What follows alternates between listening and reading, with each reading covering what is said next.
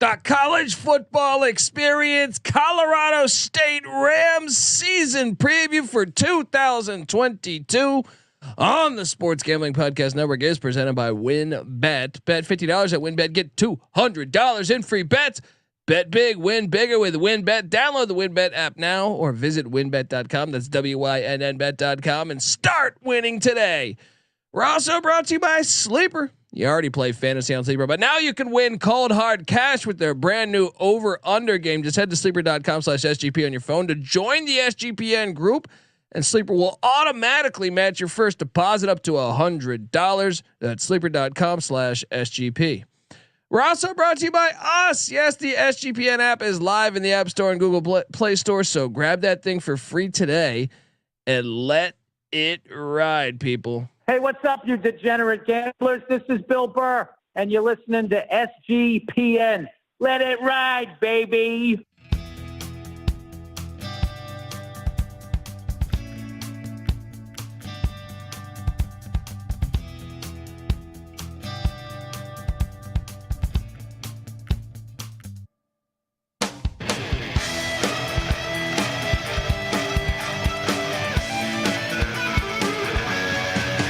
Yes, yes, yes. Woo! Welcome to the college football experience. Colorado State Rams season preview. My name is Kobe Swinging Database Dan, aka Pick Dundee. That's not a pick. This is a pick. Nobody knows nothing. Somebody knows. Double the price. But no one touches Dundee. No one touches Dundee. And we're having a lot of fun. Hopefully you're subscribed on YouTube as you're watching these awesome graphics done by our graphics department. Shout out to them. But beautiful. Yes, watch on YouTube. We're breaking down all 131 FBS college football team solo podcast, just like we do each and every year. But we're new to YouTube somewhat. So subscribe, tell a friend. And I am joined by my co-host. Give it up for former JMU Duke defensive back, the burrito eating, sideline kid stealing, wheeling and dealing, Patty C in the place to be. Hi-oh. Yeah, that's what I'd like to hear, baby. We're gonna be ramming it today, Patty C, because we're talking about the Colorado State Rams. Come on. And this team will not be doing any ramming it down anyone's throats because they are going to a new system. They were ramming it under Steve Addazio. And if you look at this graphic, it's called Fort Air Raid, Patty C. Fort Air Raid. Yes. Yeah, buddy. Look, a friend of the program is the great Hal Mumme. He's been on the show before. Shout out to Hal. Great guy. Started the air raid with Mike Leach back at Iowa Wesleyan in the 80s. Created that offense with Mike Leach. May have heard of Mike Leach before. Yes. If you know a thing about or two about football, you probably heard of Hal Mumme. Wait, well, Mike Leach is our pal too, and let's give Coach Leach a shout out. This is Mike Leach, head football coach at Mississippi State, and you're listening to SGPN. Let it ride. There we go. Coach Leach. Shout out to Coach Leach in Mississippi State. Hail State. But look, Coach Leach and Hal Mumme created the air raid offense. They had great success at Iowa Wesleyan. I don't even have to look this shit up. This is not on the screen. I just know this because we've hung out with Coach Leach back to his Wazoo days. Then he went on to Valdosta State, had success. Then they went to the University of Kentucky and had success with Tim Couch. Got him picked number 1 in the draft. Actually, Leach was Mumme's offensive coordinator throughout that process. Yes. Okay. Yes. And then Leach took the Oklahoma job with Bob Stoops as the OC there. Yes. And Mumme had Jared Lorenzen, rest in peace, from Kentucky, and now lefty. Yeah. Yes. Hal Mumme's a genius. Mike Leach, genius. I love talking to both of those guys. And now we have Matt Mumme, who was his OC at Nevada for Jay Norvell. Now here's what we got going here. Steve Addazio, Hal Mumme's son, in case you didn't pick up on that. Yes, that is Hal Mumme's son. So Steve Addazio was fired from Colorado State. Rightfully so, in my opinion. Yeah. But he is gone. And now Jay Norvell, which I know a lot of people scrutinize this. I know famous pistol creator Chris Ott, who the famous Nevada Wolfpack coach, created the pistol offense, which I know a lot of people over the years had took elements from. So Jay Norvell took a lot of money to go from Reno to Colorado State. That bothered Chris Alt because he said it was a lateral move. Alt was Norvell an understudy of Alt's, or he just took over? No, he just took it over. But I think perhaps on Alt's recommendation, I don't know. Now Alt's salty, and maybe with good reason. You know, the in conference move, but a lot of money. Shit, sure. Colorado State plays you a lot. I'm not blaming him, but talk about spicing up a rivalry. It is good, and it's must-watch TV when they go to Reno later in the year. But you know what? Whatever your side is on that, regardless, it's done. Jay Norvell is the head coach of the Colorado State Rams. Matt Mumme is the OC, and Norvell brought over a ton. All right, I feel like 10 players in the portal. They're starting quarterback this year, all coming in from Nevada, and I actually think that might help. I know most years, like when Coach Leach went to Mississippi State, you know, he didn't bring any players from Wazoo, maybe one, if memory serves me correct.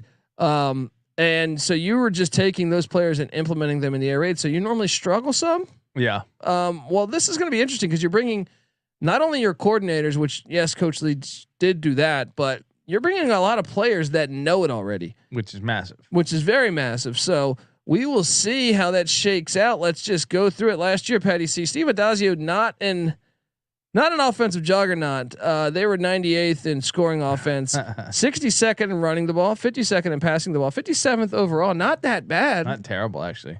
Defensively, they were 82nd in scoring defense, 86 in rush defense. Surprisingly for an Addazio coach team, 38 in pass defense, 64th overall. Yeah. Addazio, you know, has done his entire career in the trenches, and so you would assume, you know, they wouldn't have more passing yards than or a higher passing rating than rushing. They were just.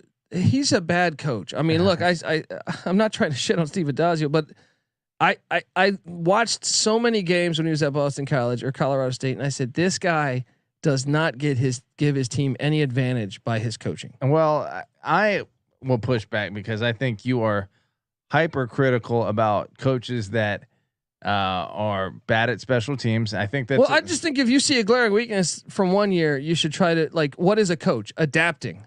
Sure, but I also think that, you know, if you don't have a special, if that's not your specialty, right, and you're good at something else, like you could say, okay, Mike Leach doesn't run the ball very well. They have 10 rushing yards per game. No, he adapted last year. That's what I mean. But 2 years ago they were barely running it, and last year he noticed that they ran the ball. They ran the ball a lot more last year. I would say it's still not the strong point of their offense, and so.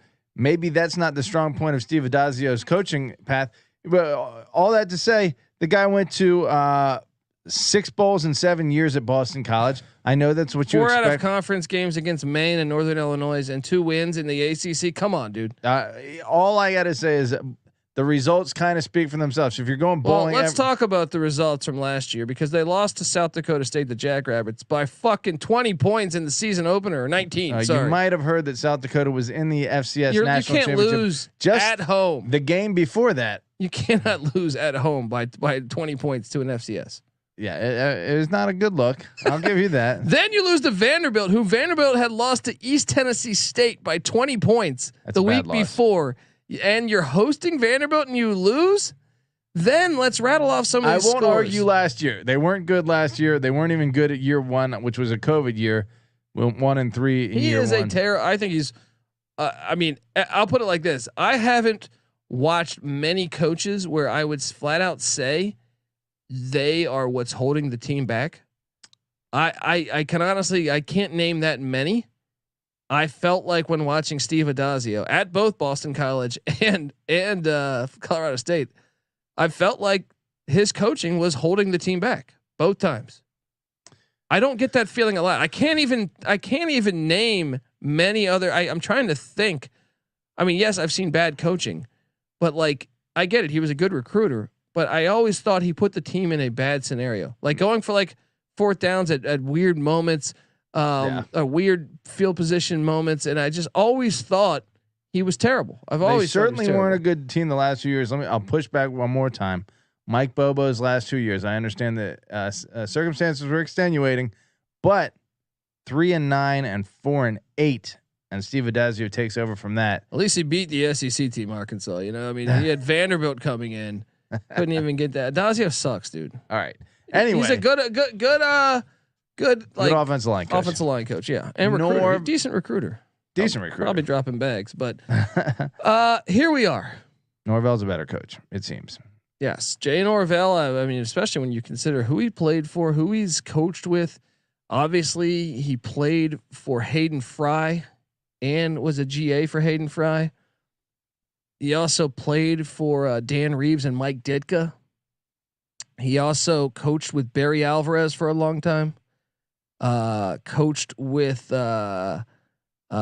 Jim Mora Senior. Damn good pedigree. Coached with Bob Stoops for a long time. Man. So I think the guy knows a thing or two about a thing or two.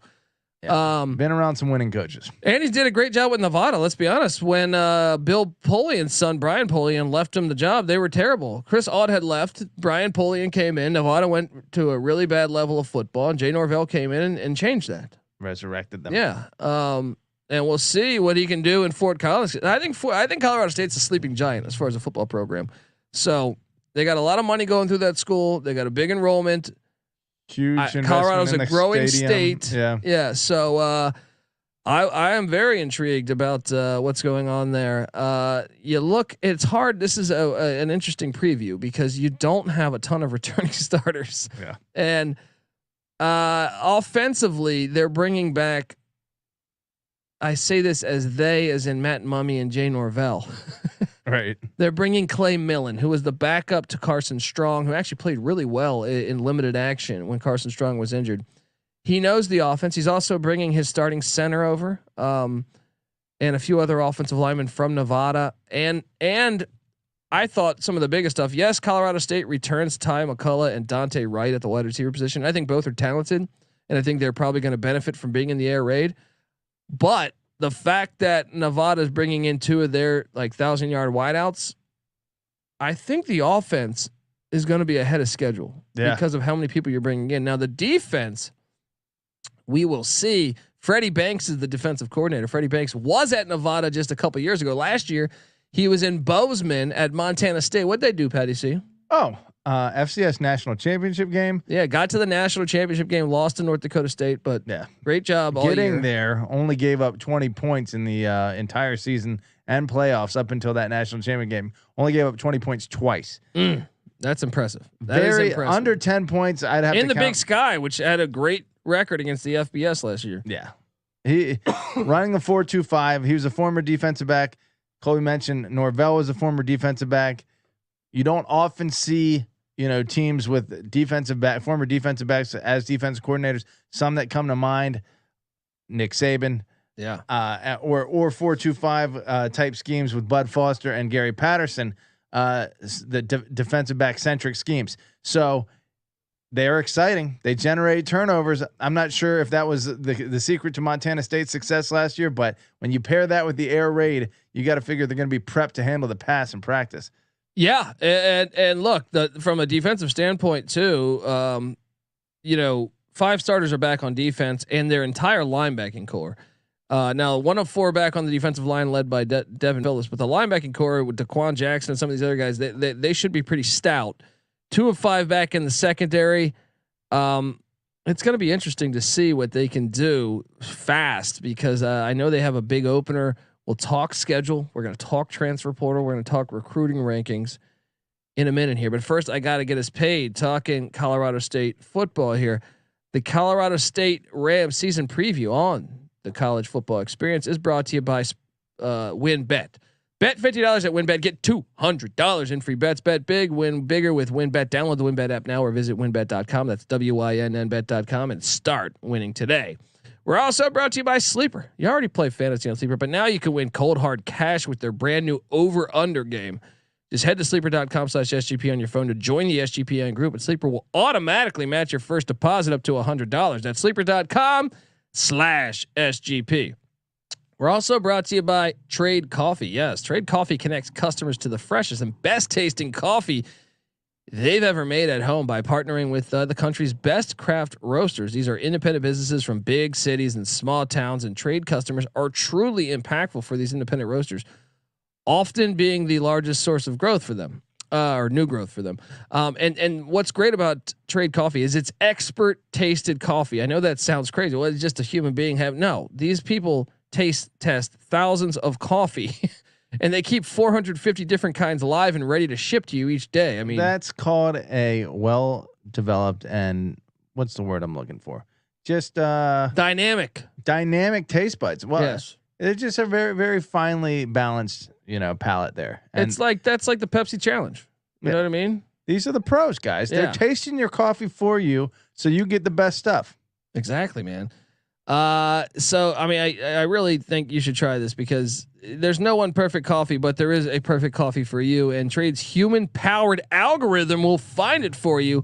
So right now, Trade is offering a new subscribers a total of $30 off your first order plus free shipping when you go to drinktrade.com/SGP. That's more than 40 cups of coffee for free, people. All right. That's like what? Starbucks coffee's like $13 these days. What's more expensive, the gas prices or the coffee prices? Exactly. Right. Well, you're getting 40 cups of coffee. Actually, it's probably like 800 cups of coffee for free. Get started by taking their quiz at drinktrade.com/SGP and let Trade find you a coffee that you'll love. That's drinktrade.com/SGP for $30 off. We're also brought to you by IP Vanish. Did you know that browsing online using incognito mode doesn't actually protect your privacy? I'm afraid so. That's right. Without added security, you might as well be giving away all your private data to hackers, advertisers, your ISP, and other prying eyes. That's why here at SGPN Studios, we use IP Vanish VPN. It makes it truly easy to stay private and secure on the internet.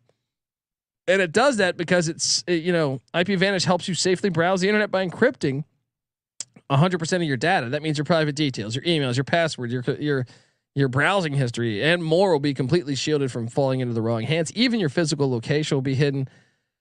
IP Vanish makes you virtually invisible online. So it's really that simple. And right now, go to ipvanish.com/SGP and use the promo code SGP and you'll claim 70% off your savings. That's ipvanish.com/SGP. All right, people, we are back talking Colorado State Ram football. Gotta love it. Patty C, the transfer portal was a bit wild for the Rams, but that kind of makes sense when you bring in a new coach. This might be the new format moving forward when bringing in a coach with the NIL and all this stuff. I mean, seems a bunch of coaches have been following this formula. Well, take your whole team. With you. Take a lot of your team. Linebacker Peter. You know what it reminds me of? Yeah. I hate to say this. It reminds me of like youth football. If a new coach goes over and he knows a bunch of the kids. Yeah, come over here. Right? Yeah, what is that? AAU style. That's true. I mean, it's going to be about rapport with coaches, probably. So linebacker Peter Montini comes over from Nevada. Offensive lineman Trevin Heel comes over from Nevada. Melquan Stovall, this guy's a beast. Wide receiver, 1,000-yard receiver, comes over from Nevada. Running back Avery Morrow comes over from Nevada. Offensive tackle Jacob Gardner comes over from Nevada. Wide receiver Tory Horton comes over from Nevada. Starting quarterback. I mean, Tory Horton is a 1,000-yard receiver as well. Quarterback Clay Millen comes over from Nevada. We just talked about him a minute ago. Offensive tackle Cole Feinhauer is coming over from Nevada. They got a couple other guys, an offensive lineman Dante Keys, who I think will start for them as well, from Florida International down there at the airport, taking a layover in Fort Collins. I almost said Colorado Springs. Defensive end CJ Onyechi from Rutgers comes in, and cornerback Chigozie Enyusum, nice, from Cal done. Berkeley. Justin Wilcox. I'd say they actually kind of won the transfer portal. I know they lost some of their offensive linemen, but they're more run based offensive linemen. So 8 guys from Nevada they took with them. I think 8 guys that I can keep track of. Once again, this is changing every day. Yeah. So it might be more, but I think they're all going to be starters for the most part. Wow. I think only a couple guys will not be starters. So that's why I wonder, like, normally when we forecast these teams in that transition, it's going to be interesting to watch whether we're right or whether we're wrong, because I can't recall a time where an air raid coach comes into another team where there's going to be a big shift from philosophy, but you bring in all these players that are going to start. So I mean, if you bring your entire offense and the fact that they're just wearing a different uniform, is that going to lead to a huge drop off? I think not. I think the offense is actually going to be in pretty good shape considering you're bringing in these receivers. They know about air raid runs a lot of mesh, and I think it'll actually. I don't think the offense will be as set back as other teams have been. It's a relatively simple system, but once you get that timing down, but they've had that timing. Yeah, the offensive lineman, the quarterback, the receivers, they've had that timing. Right. I think what I mean by that is once you have established it and you're a step ahead on the timing as opposed to a step behind, then you stay a step ahead and it works. And they'll come in. You would think that would make them right off the bat ready to compete, but I do think just because they're meshing it with players that haven't done it before, the entire offense. That's more so on the defense. On the offense, it's really like your whole offense from Nevada. It seems like. How many players do we think are going to be from Nevada starting on this offense?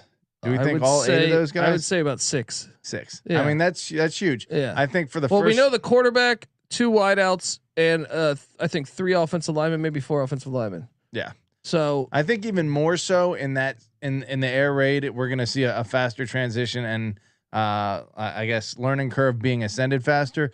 Lance Leopold at going from Buffalo to Kansas last year showed the first half of the season was tough, but by the second half of the season, almost beat Oklahoma. He doesn't even run the air raid. Did beat Texas, but all that almost to say, beat TCU and West Virginia too. Yeah, I mean, there was a big difference. It only took half a season. In other words, for all those players that he brought over with him to get acclimated with each other and gel. That's still like he's still.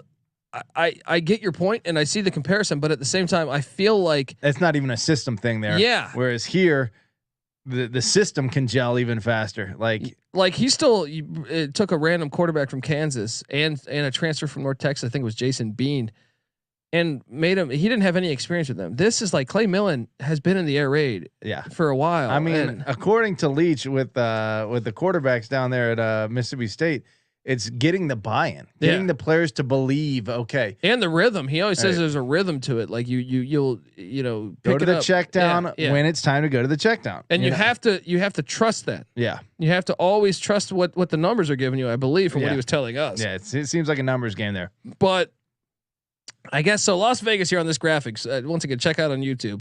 Las Vegas saying the win total. Well, first off, recruiting rankings. Let's take a look. Look, they've been remarkably steady over the last 5 cycles with Bobo's last year and kind of the Bobo Adazio in between. They dropped to 104, but between that 86, 85, 85, and 81 with 104 right in the middle. Within the conference, that's good for 4.2, 5.65. Now they had done a little better recruiting under Bobo the first 2 years, 73 and 75. So their composite rank within the conference has been 2, 2, 2, and 3 for the past 4 cycles. Not playing up to their talent level. That's a bad reflection on both Bobo and Adazio over the past 4 years. I know Bobo had some health. I think he was gone for like a season though. He had some crazy health scare. Yeah. But can't really blame Bobo for that. Maybe there is some talent there in the cupboard though. And with the talent they're bringing in, maybe. Well, that's why I think they're actually one of the more interesting teams. I know I've said this for a lot of teams as we preview every team here on the College Football Experience, but I do think they're one of the more interesting teams. Like, I know, like originally when I saw, Colorado State at Michigan, which is their first game, and by the way, Las Vegas putting this graphic here on YouTube, the win total at 5.5. I think that game. I'm still going to take Michigan to win. I don't think it's going to be like. I'm just saying. I think it could get interesting if they're I thought it would be a bye week before. Yeah. And now, like the more I lean into it, I'm like, huh. I completely disagree with you. Yeah. Yeah. I mean, I get what you're saying, especially air raid. You're immediately drawn back to the likes of Appalachian State going to Michigan first game of this season. Pulling that huge. Michigan upset. Lost both coordinators, a lot of talent.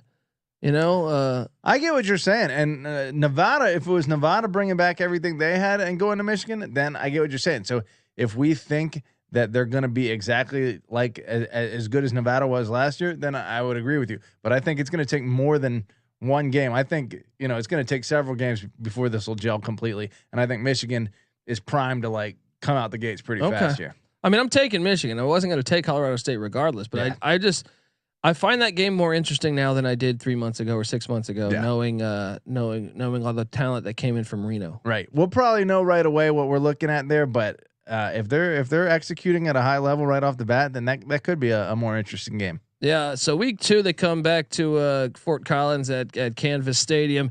They take on the Blue Raiders and Rick Stockstill, who for some reason apparently all Murfreesboro thinks is a terrible coach, and he's actually really good. Right. I'm going to take Colorado State to win this one, but I think this will be a good football game. Yeah, I agree with you. I think coming into altitude, very helpful that this game is being played in Fort Collins and not Murfreesboro. Agreed.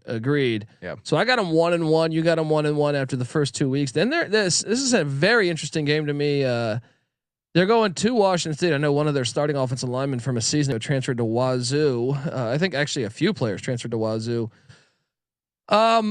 Martin Stadium, been there. That's a great place, fun place. Jake Dickert did a solid job with Nick Rolovich. Obviously that thing didn't work out there as a state employee. Rolovich is our boy, been on the show, so I can't. Hopefully Nick gets it back going. Nonsense, man. But Jake Dickert did a great job, and I think he's a good coach. Yeah. He stepped in. Yeah. He performed very well. Now they lost Jaden DeLaura. They have Cameron Ward coming in from Incarnate Word, but I think this is a 50-50 game, but I think I slightly lean Washington State. Yeah, me too. If this was later in the year, I think I might take Wazoo Colorado State. What, 6 and 7 last year? Yeah. What was it? Yeah. Okay. So Pullman, it's gonna be a good game. Should be a fun one. I'll take Wazoo. Lean Wazoo. I think this will be like a 33-27 game. Yeah. Wouldn't be surprised if Colorado State could find a way to win this one. 1 or 2 scores for sure. So 1-2, and then they host the Big Sky. Watch out, because the Big Sky last year made their mark when Montana knocked off Washington, who was a top 15 team or top 20 team.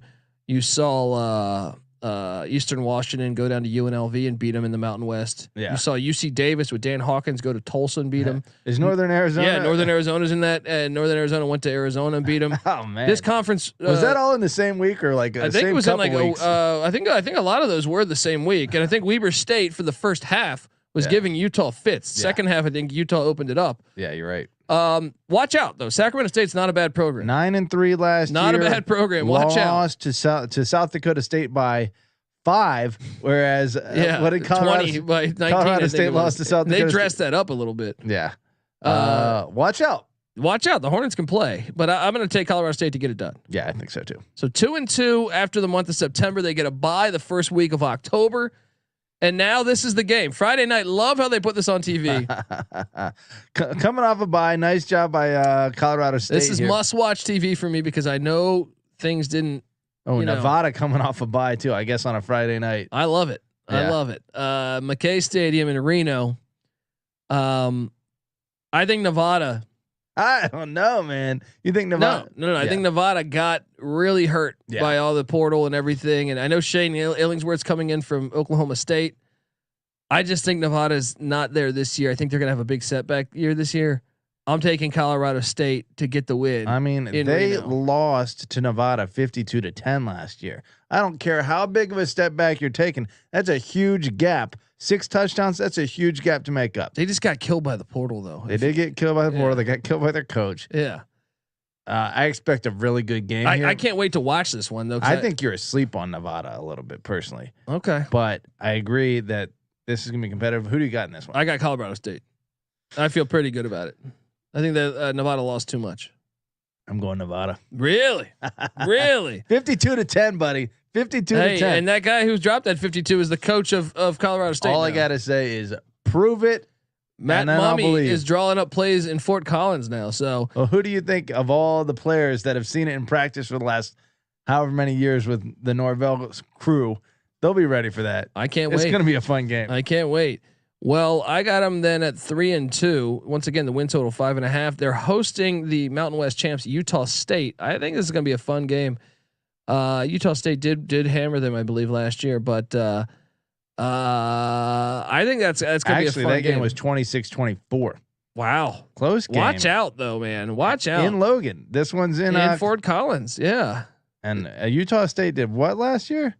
They were 11-3. Wow. I think it's a dangerous game for Utah State. I really do. So keep an eye on this game. I'm going to take Utah I'm gonna State. take Utah State too. But another thing is Utah State coming off of the triple option with Air Force. Body blow. Yeah. So keep an eye out on that game. I think it could be a pivotal one.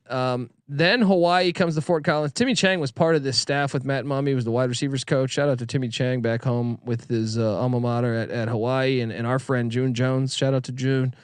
But Hawaii just seems like a project. I think Colorado State blows them out. Yeah. There's a reason June didn't take that job. He was trying to get that job. Apparently, I don't know, but there was a lot of stuff going against him. I feel like the administration and stuff. So I thought he had asked for a little more than they were willing to give. Yes. And Timmy Chang was willing to take that job. He's younger, man. Yeah. June Jones like 70. June Jones knows what it takes. He's only got X amount of years left. I'm rooting for Timmy Chang though, man. Yeah. So what does that put us at, Patty? See, I got him then at 4-3. 7 games in. I think you have him at 3-4. I have them. Yeah, with the Hawaii win, I have them at 3-4. Yeah. So 4-3. All they need is 2 more wins to cash the over here. At Boise State, I don't think they're ready for that one. I think Hank Bachmeier and Boise will be rolling. That's an L. So I got them at 4-4. They're at San Jose State. This is one to circle because I think this is a winnable game, but it's also a game you could lose. It's on the second end of a back-to-back away, which I think is challenging. Patty C, give me a Colorado State upset here. Ooh, I could see it. I think between Nevada, Utah State, or Boise State, and San Jose State, I could see one win that I wasn't expecting there. So I'll give you that win too. So I got him now 1 win away. I got him at 5. You got him at 5 and 4. I got him at 4 and 5. And then they're home to Wyoming. This is a total contrast in styles. This will be a very interesting Air Raid game. versus Pound the Rock. Yeah, Wyoming won by 14 last year, 31-17. That was in Laramie though. You know what? I'll go Wyoming just to be different. Well, you're not gonna be that different because I'm going Wyoming here too. Okay. At Air Force, very different styles. Air Force won in Reno last year. I think Air Force wins at home at Falcon Stadium. I got Air Force winning that one too. And to me, this is the one where you cash your over. I am taking Nevada. I'm taking Colorado State to beat New Mexico in Fort Collins on Friday, November 25th. Well, they got him in Albuquerque last year, 36-7. So this should be a cakewalk again, you would think. And I got Colorado State bowling in year 1 with Jay Norvell, and I actually think, I got him at 6-6 from what we just did, but I actually think, you factor in that Wyoming game or that Air Force game, and even that Washington State game. I think there's a decent shot they can be a 7-5 team. I think it's more likely that they're 7-5 than 5-7. I disagree. I think they're going 5-7. I think it's going to take a little time for this to gel. I think the prospects are bright moving forward, but every time you're putting in a new scheme and a really specific system, take some time sometimes. And what the fuck is the schedule where you don't have Colorado on the schedule, guys? Yeah, Colorado and Colorado State need to work things out. I think it's coming on the horizon, but guys, this isn't Alabama, Texas, or Texas I love that A&M, rivalry, Texas. the Rocky Mountain Showdown. Yeah, of course. No, this was a heated ass rivalry. Yeah, I miss it, man. That's the problem with all this conference realignment stuff. And when did they stop playing? Let me take a look at that. It's their second most played game of all times. Looks like 2019 was one of the more recent games they played. So right up into 2019 they were playing, but last 2 seasons. What's going on? It's like BYU not playing Utah this year. College football suffer. We suffer, folks.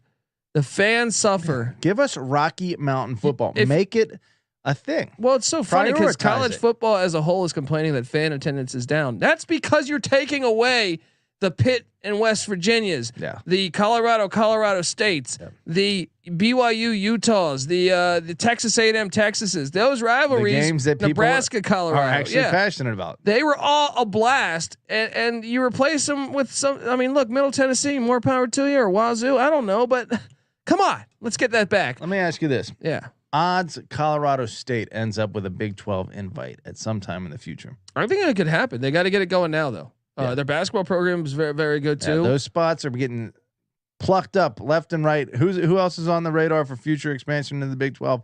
Memphis, SMU. Memphis, maybe Tulane, SMU too potentially. SMU. Yeah. And they're only probably gonna they're gonna be. I mean, I personally think they should consider. Well, I guess the football program's got to be better, but I would consider UNLV or San Diego State's got a good program, but I don't know if they want to go into that Southern far California. West, yeah, but they should. But Colorado State though, there has been Colorado in the Big 12 before. Bring them back. We've seen the success. I would love it. I would be love fun. it. So and that would make that Colorado rivalry even juicier. It would. Yeah.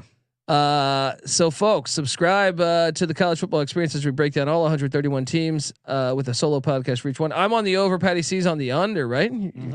So it'll be close. Buckle up. I can't wait for week 1. Also, subscribe to the College Basketball Experience because we host that. Colorado State, great college basketball program there. I know David Roddy got drafted the other day. And subscribe to the College Baseball Experience as well as the USFL Gambling Podcast we host. But that's just us. The SGPN crew does a ton of other podcasts. You name it. I mean, Colorado Avalanche are in the Stanley Cup right now. Subscribe to the NHL Gambling Podcast because they've had that on lockdown. A lot of fun over there. Folks, give us a nice rating on iTunes. 5 stars. Come on, give us a comment. Say, hey, this Pick Dundee bastard and Patty C. They're a bunch of idiots, but the show's fun. It's good. And if you do that, take a screenshot. Find me on Twitter or find the show on Twitter at TCE on SGPN or me personally at TheColbyD. Show us that screenshot. We'll send you a College Football Experience t-shirt.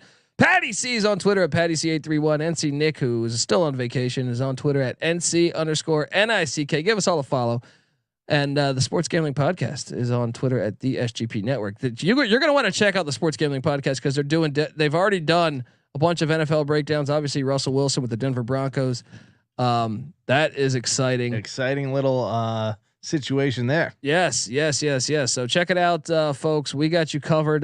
Get the SGPN app. I think you'll really dig it. Patty C, anything else when it comes to the Colorado State Rams? Just give me that song one more time. Oh, you want to ram it? Okay. Hang on, folks. Well, let me tell you this. All right. This is the College Football Experience, Colorado State Ram style. You better start thinking about yours. And we out of here.